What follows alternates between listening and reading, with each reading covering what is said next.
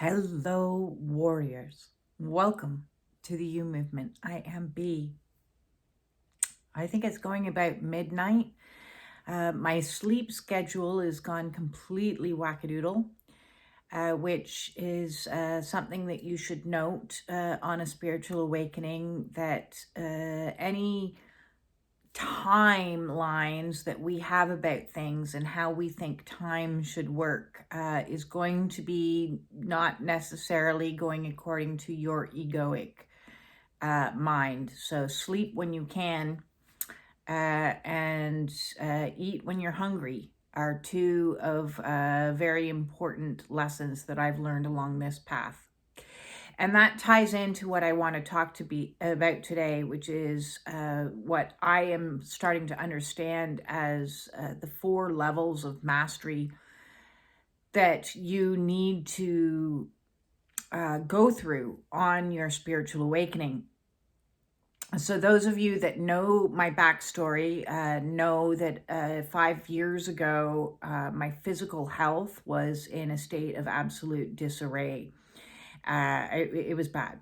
And along this journey, what started as a weight loss, trying to get healthy story turned into an epic adventure beyond anything I could have possibly fathomed at the time.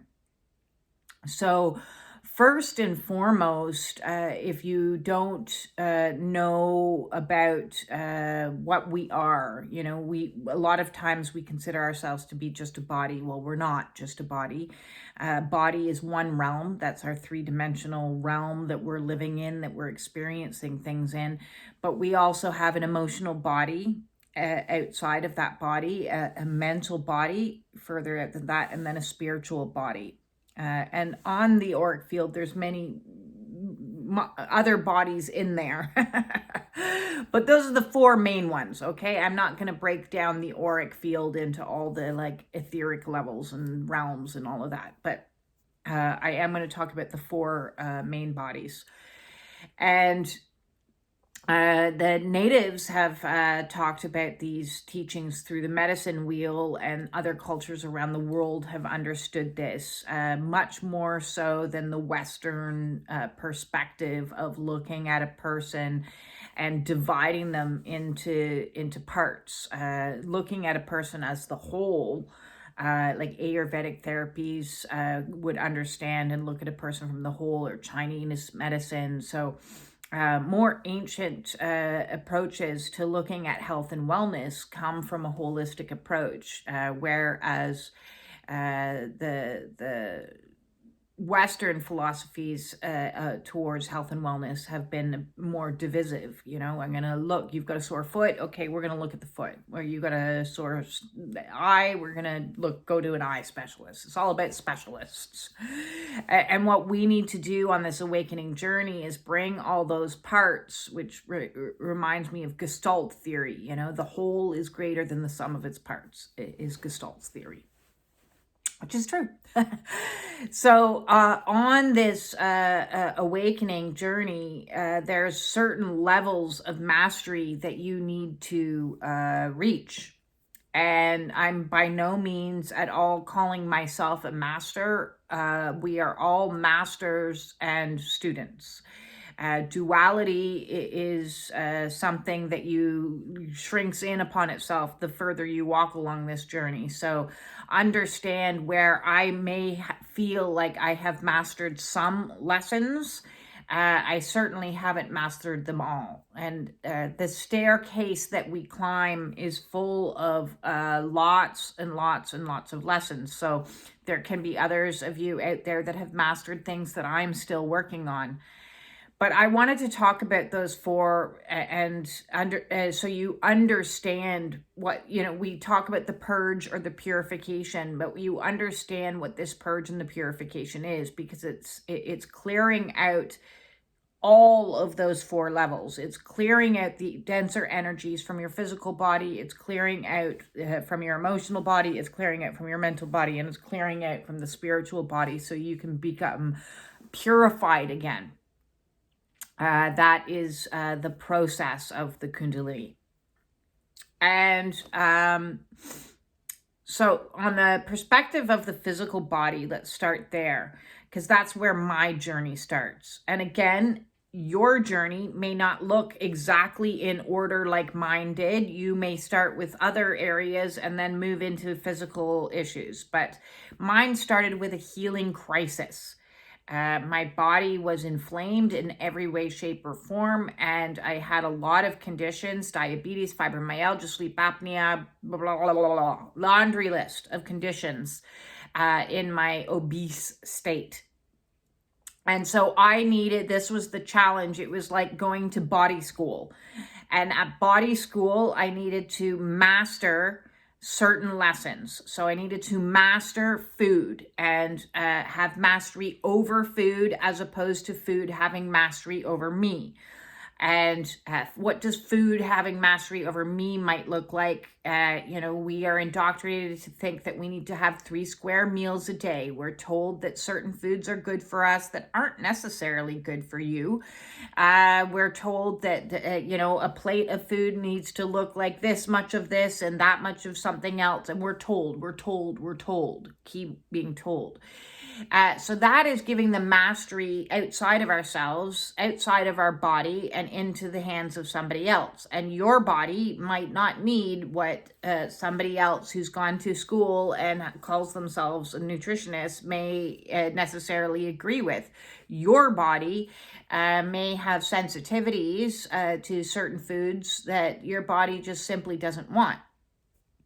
And your body might be suffering from a lot of conditions that aren't even talked about in regular mainstream medical communities, such as candida overgrowth. And I've talked about candida on a good few videos because my body had been infiltrated with it. And I can pretty much guarantee that if you're obese, that you have an imbalance in your gut.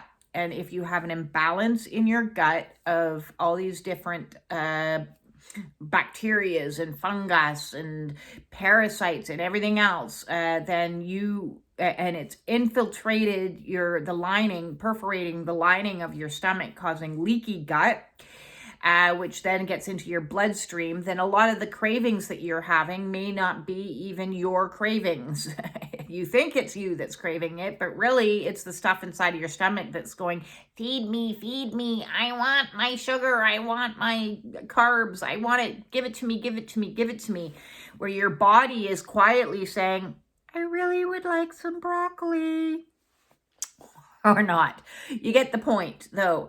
So mastery over food became kind of lesson 1 for me. Mastery over movement and my physical form became lesson kind of 2 for me.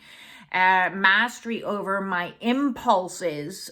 So on the lines of cravings, we have behavioral impulses that the body says, oh, I'm feeling anxious, I want a cigarette. Oh, I'm feeling nervous to go and be in this social environment, I need a drink. Oh, I'm feeling feelings that I don't want to feel, I want to have substances, I want to soothe, I want to put it into my mouth and make myself feel better in any which way we can. And so again, there's another level of mastery that you need to overcome. Mastery over the addictions of cigarettes, of alcohol, of caffeine. I need to push through. So I'm going to pour myself a pot of coffee and just suck that back so I can push through this. And Kundalini doesn't want you to push through anything. It wants you to master the impulse to push through. So the craving for the caffeine, the need of things are attachments on the physical realm. So what is it on your physical form is craving is going to be different classes in the school of body. So school of body has mastery over food class, mastery over movement and your physical alignment, getting and doing some healthy exercise. And I have a lot to say about exercise, and mastery over all the impulses to take something else in.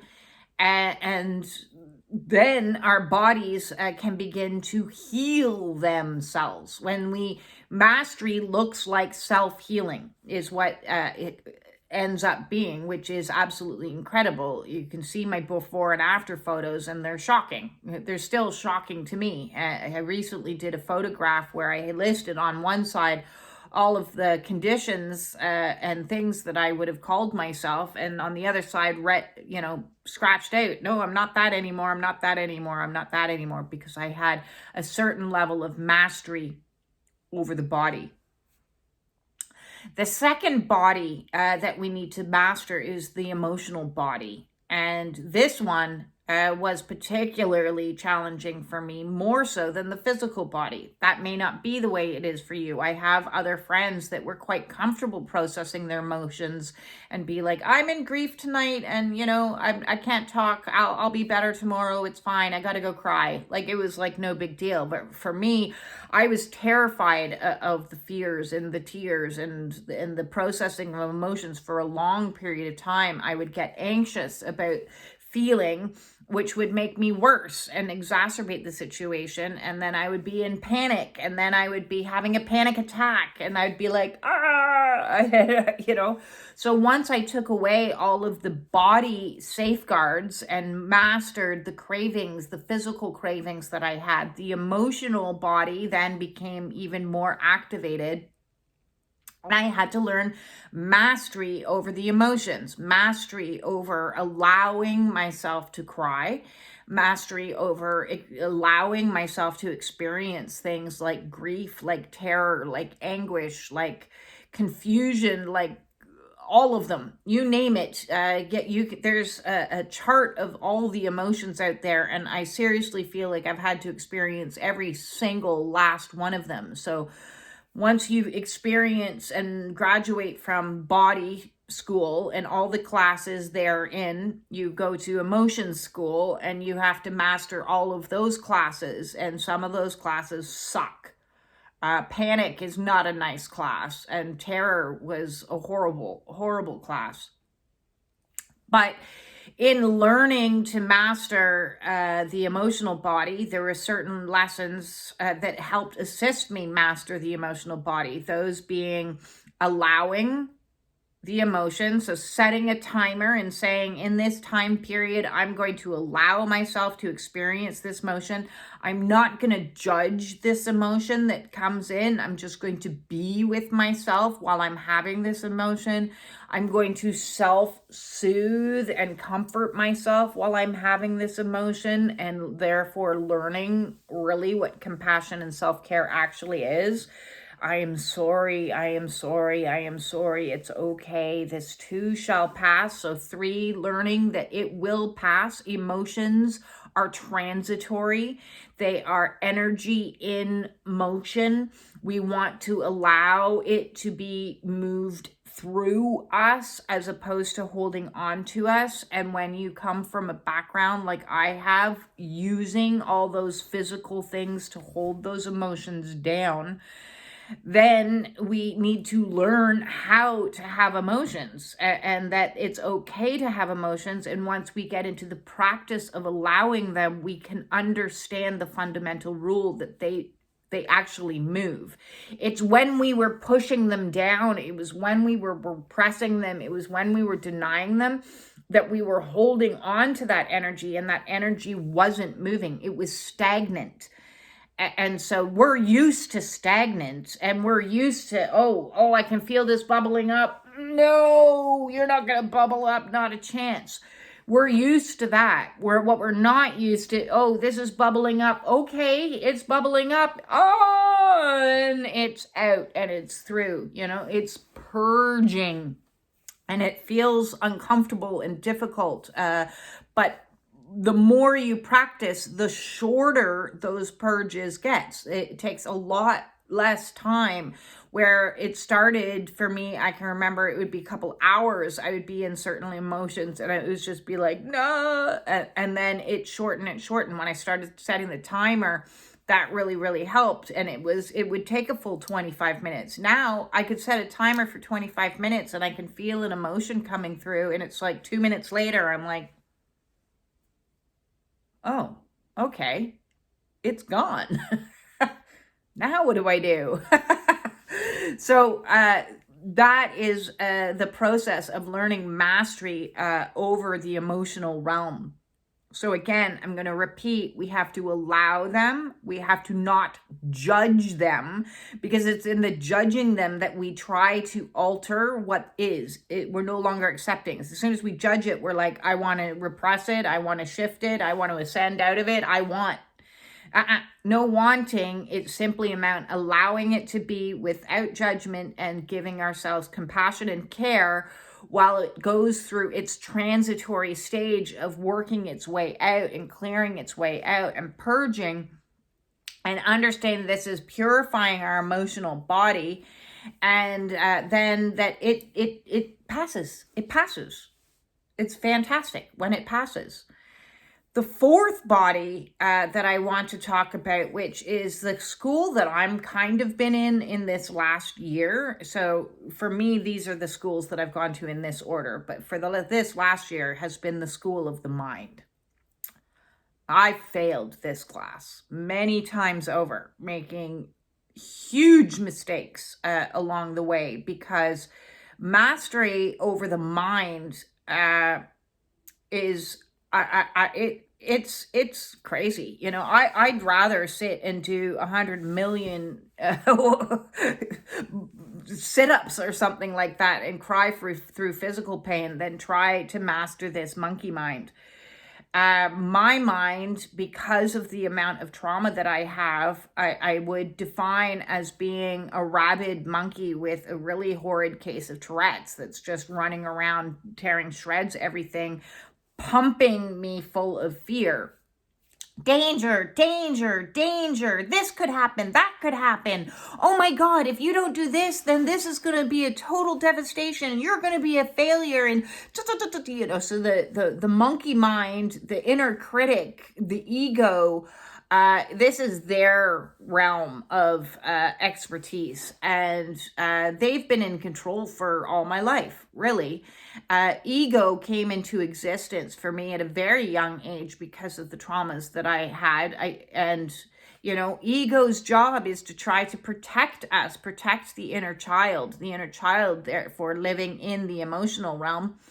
But on the mental realm, that ego is a trickster, and it's going to try to convince you of any number of horrific things. You know, if you can, I could doomsday and create horror films, and that's just it. Is the more creative a mind that you have, or the more exposure you've had in your life to television shows with like horrific scenes, horror movies, science fiction movies, conspiracy theories, if you've gone down those rabbit holes, which I would have been like 10, 15 years ago, I was mad into, I want to know the truth.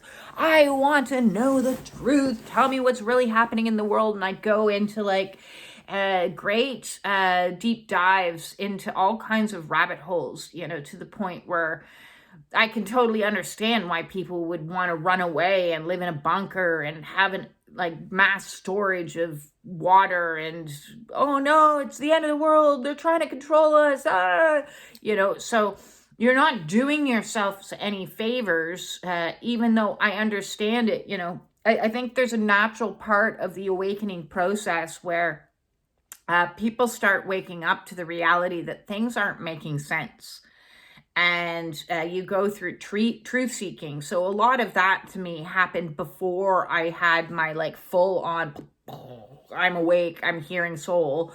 You know, I think awakenings really are pretty much a lifelong thing. And a lot of people reach different stages along the game. And so 20 odd years ago, I first got involved in Reiki and seeing things from an alternative perspective, which then, you know, meant I was looking at different things and opening myself to different things. And curiosity, and there's so much information out there, and I just want to eat it all up, and I want to know the truth. I want to know the truth. Oh my God, look at this conspiracy over here. That sounds right to me. Oh, this could be accurate. And so be very careful of what it is that you put into your mind. What are you feeding the mental body? If you're feeding the mental body fears and doomsdays and all kinds, there's any number of things that you can go down, and so I had been feeding myself with fear,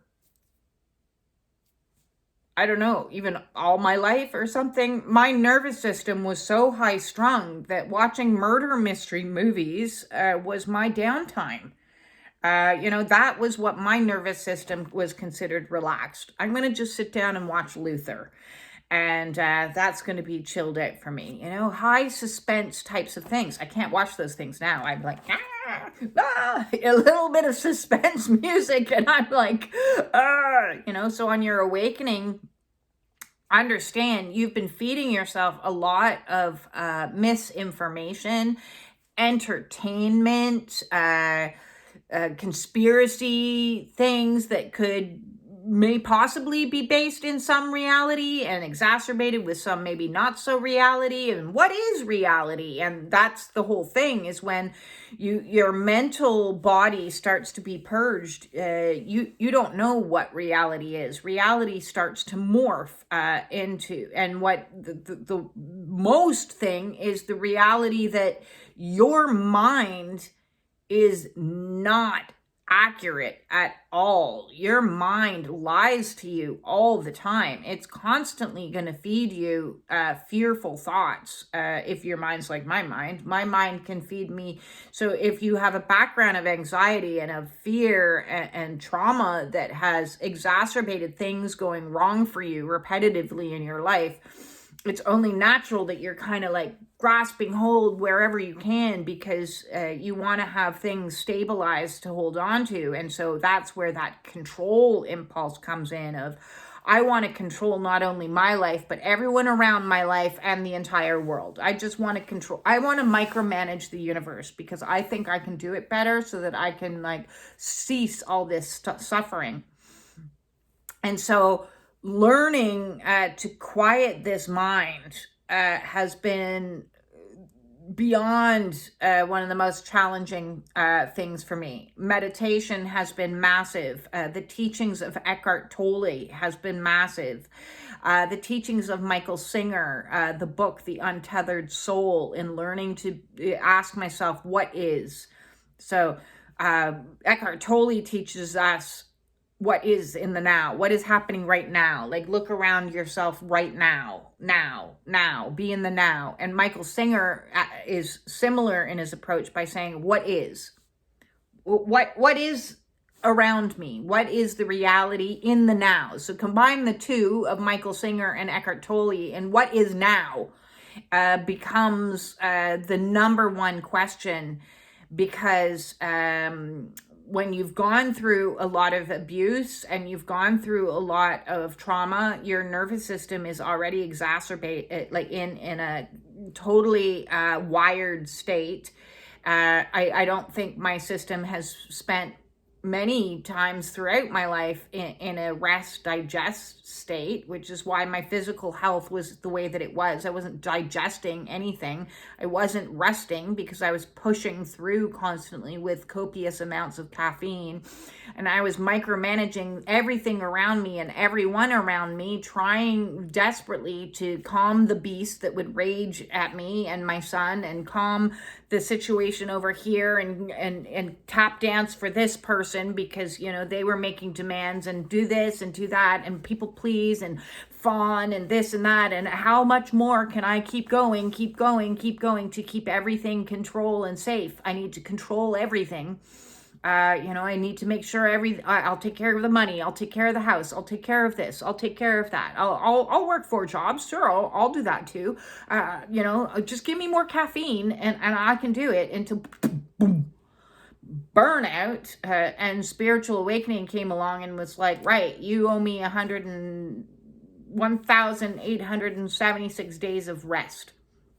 And I haven't really enjoyed that at all. When I quit caffeine, that was very difficult for me. And spiritual awakening took away my job and said, nah, you're going to do what I say when you say it, and you will learn to submit. And so I've had to do that over time, and the mind has hated it. My egoic self has hated it the entire time. It has not been comfortable in feminine energy, the difference between feminine and masculine energy, the feminine being that restful state, the masculine being the go, go, go. I would have spent my life in masculine, toxic masculine energy, but masculine energy of I'm going to protect, I'm going to fight, I'm going to do what I need to do. And one of my faces that I would wear to do that was the fawning face. So masculine doesn't necessarily mean aggressive, but it does mean, how can I do this? How can I do that? Can I help you with this? Can I help you with that? What can I do? What can I do? So do, but doing from a toxic point of view, from that fawning energy of trying to manage the toxic situation all around me. So this third body, being the mental body, has been the most difficult school for me. I'm still working it regularly. So aside from that one phrase that I use all the time, which is what is now, asking myself, what is now? What is now? I then begin to answer that question, and I have my truth journal. So in my truth journal, I might write 10 daily truths. What is now is I'm safe in this house. Look at the walls. I can feel the walls. I'm safe in my hammock. I'm safe with, my people. I'm safe. Nothing is happening in this moment. I am safe now. Are there things that I'm terrified outside of myself? Yes, all the time. But that's the point, is it's like a mastery. And so where before it sometimes felt like it was like right in my ear, giving me the worst of the worst information, now it's like that ego is still in the room with me, but they're sitting in a corner and they're a little bit muffled. So I can still kind of hear them going, you need to be afraid of this. You need to be. And I'm like, shh, what is now? So that's the response to any of the gibberish and jabbering of you should be afraid, you should have anxiety, you should, I hear murmur in the corner, and I'm like, what is now? It is not now. Sit down. So it's learning to master the mind. And I'm very envious of people like Eckhart Tolle that seems to have done it in record speed. It's been very challenging for me. The fourth body that I want to talk about, and I've dabbled in the spiritual body, is mastery over the spiritual body. And that one is counterintuitive, because it's not mastery. That makes it sound like an egoic pursuit of something I can do, because mastery over your spiritual body is actually surrendering to it. So it's like a Chinese finger puzzle where you need to push your fingers in to pull your fingers out. You will never know everything there is to know. So you have to let go. And I hate the phrase "let go." It's one of those phrases that just makes me go, because people are holding on to dear life for things, and you tell them to let go, and they're like, "Okay, but how? How do I do that?" If it was easy to let go, everybody would just let go, or everybody would just release. So learning to let go is a slow process. It's not a oh, I'm just going to let go of that and I'm fine. Maybe it is for some people, but I would say everybody has some attachments that they hold on to. So in the spiritual realm, we learn to be held, as opposed to us holding on to something or us trying to grasp something. It is letting us be held and us be grasped. So, that's one reason why I love the hammock as a tool to help in your healing, is because you are held, and so sometimes I'll meditate in here and I just allow myself to feel what it feels like to be held, to be supported, to be protected. Wrap yourself in a blanket and feel protection, so that you're cultivating energies that you may not have experienced as a child or an adult even. And other ways, is to really connect with the energy of Mother Earth, and in the physical world, to feel the gravity, to feel, really feel, intensify your sensory experiences of feeling the sun upon your face, of feeling the air into your lungs, feeling the things around you. Again, it's counterintuitive. The more you connect with the physical world around you, breathing it in, feeling the water on your body, or the cold or the hot, wherever you are, is a way of connecting into the spiritual realm, so that you feel abundance. You can connect to the energies that make you feel detached from spirit. It's like it allows you to reattach. When you reattach yourself to the world around you, it's miraculous. And again, I think a lot of people think that through the spiritual kingdom is only accessed through within. It is, but it's also accessed with everything around you, is where you begin to get that unity consciousness coming forth. And you're never, ever, I don't think, going to get to, who knows, maybe in 10 years, I'll be making a different video that says something different, because I'm always growing and changing and adapting. You're in real time with my own spiritual awakening. But the way that I perceive it now is I'm never going to know all there is to know. And I don't need to. I can let go of the attachment of my need to know everything, because as long as I trust that I'm going to know what I need to know when I need to know it, and it will be provided to me by spirit, then I'm okay. Then I'm being guided. Then I'm being held. Then I'm being protected. So it's letting go of the mental and getting yourselves into a spiritual of, in any given moment, I have exactly what I need, and I will be provided in the next moment. I don't need to worry about the next moment right now, because I'm here now. And in the here now, we can go back down into the mental body and reassure the mental body that it's okay, you're safe, you're here now. What is now is you have everything that you need in this moment. And in the spiritual, I am being guided to the next moment and the next moment and the next moment. And I don't need to know that. And so it's difficult to let go. I always joke that, it would have been really great to have been given an itinerary, have an email from God and given an itinerary and a schedule. And so this year you're going to go to body school. This year you're going to go to emotion school. This year you're going to go to mental school. And this year you're going to go to spiritual school. And then you're going to ascend on this date with this person in this way. And but we don't get that. We just get to know and trust our intuitive hits that everything is happening for us. And man, that was a hard lesson to accept, that even these horrible experiences that you may be experiencing are for us.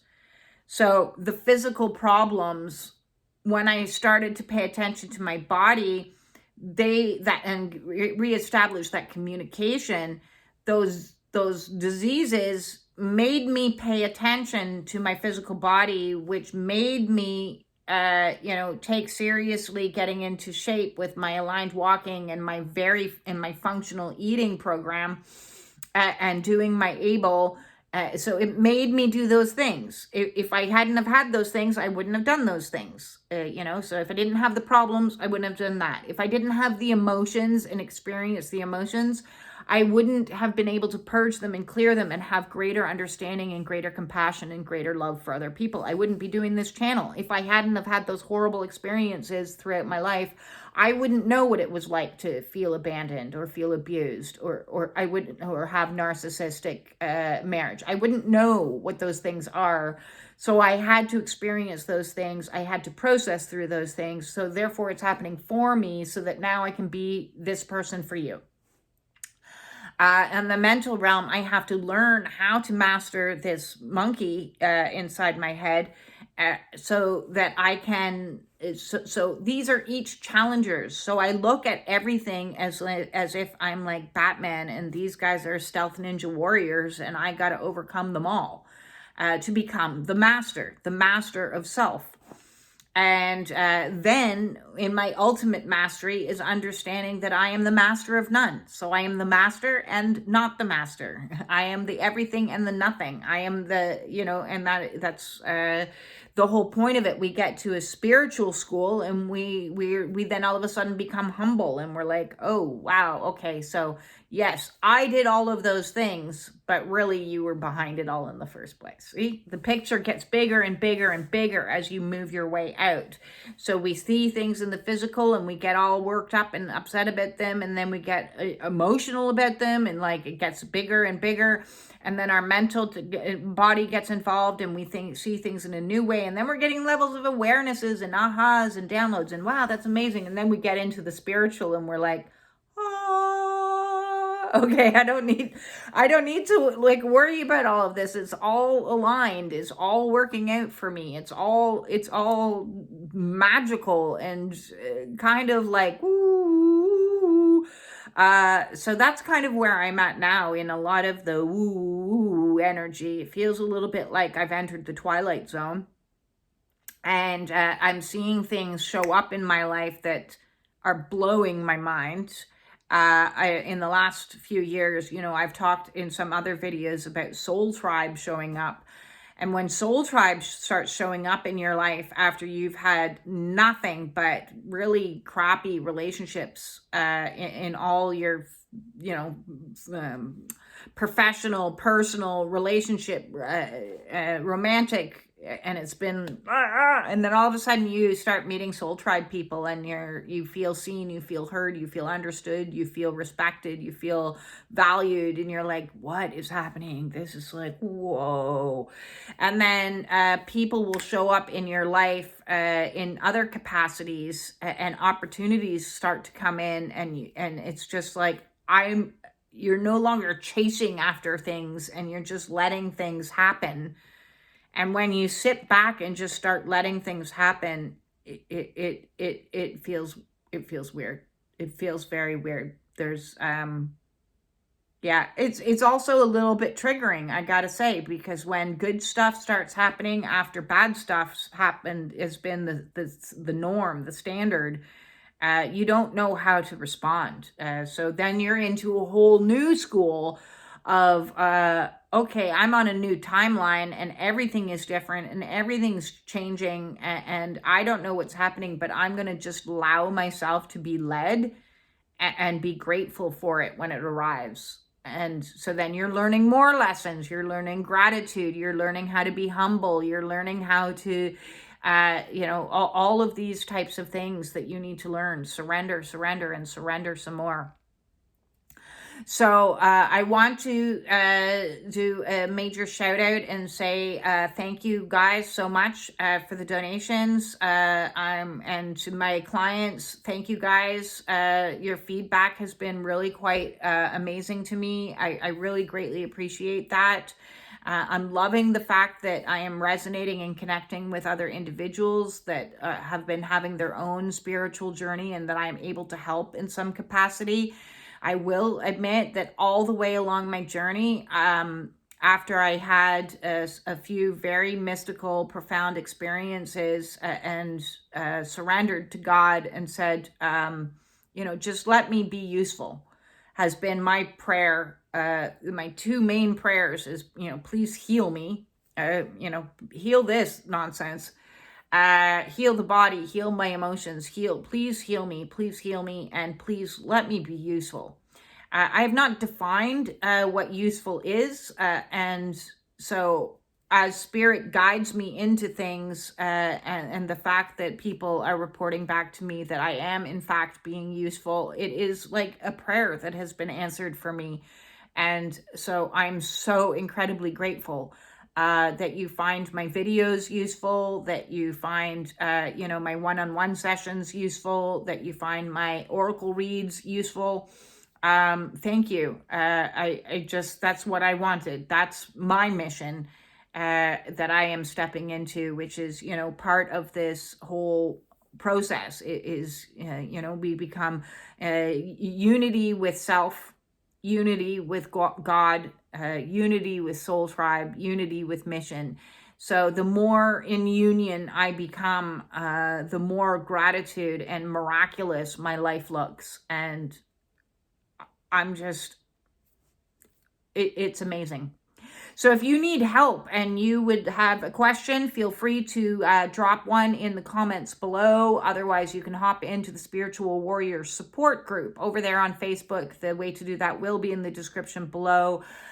You can book a one-on-one Zoom with me, send an email to justbeing@gmail.com, or you can reach me on my Facebook Messenger at Be Freedom.